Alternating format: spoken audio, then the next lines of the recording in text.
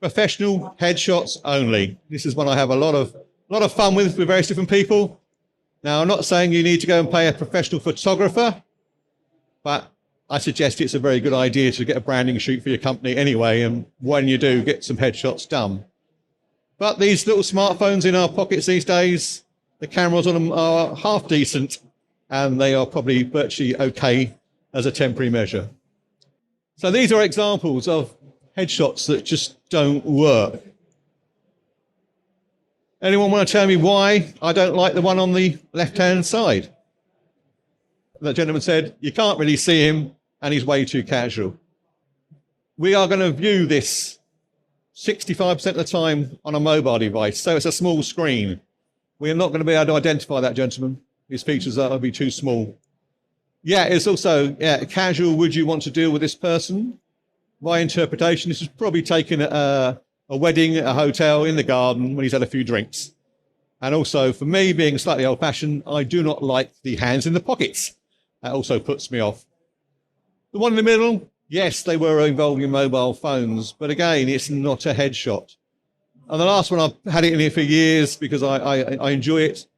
Anyone recognise anything on there? It's well known. Kingsman series, main character, also wore glasses.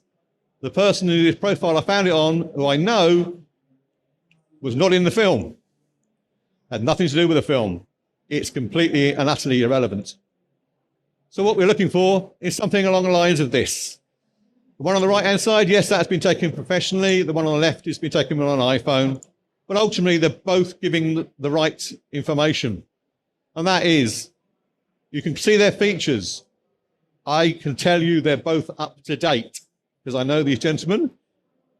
I look at Zoom screens and I look at people's profiles at the same time, and sometimes I go, am I talking to the same person? They're out of date, they're old.